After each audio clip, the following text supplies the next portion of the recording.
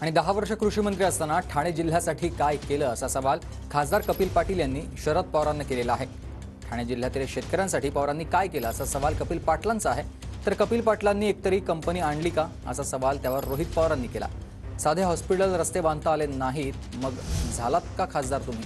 फक्त वसुली करण्यासाठी खासदार झाला आहात का, असं देखील रोहित पवार यांनी प्रतिप्रश्न केलेला आहे कपिल पाटलांना।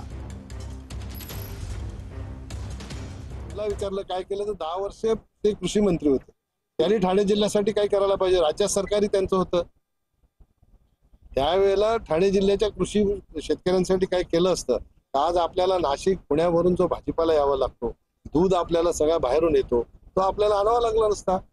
ठाणे जिल्ह्याची आणि मुंबईची या दोघांची लोकसंख्या एकूण महाराष्ट्राच्या लोकसंख्येच्या 25% लोकसंख्या आहे। इथला शेतकरी जो आहे, जे सकाळी उठल्याबरोबर त्याच्या उत्पन्नाचे पैसे जायला पाहिजेत, ते त्याच्याकडे न जाता दुसऱ्या जिल्ह्यांमध्ये जातात।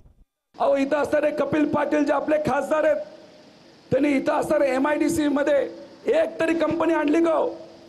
एक तरी कंपनी आणली का?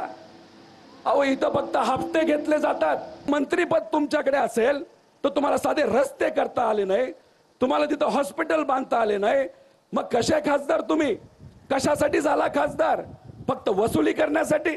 आता जे कपिल पाटील उमेदवार आहेत महायुतीचे, त्यांच्याकडे भरमसाठ पैसा आहे आणि तो पैसा या इलेक्शन मध्ये ते वापरू शकतील।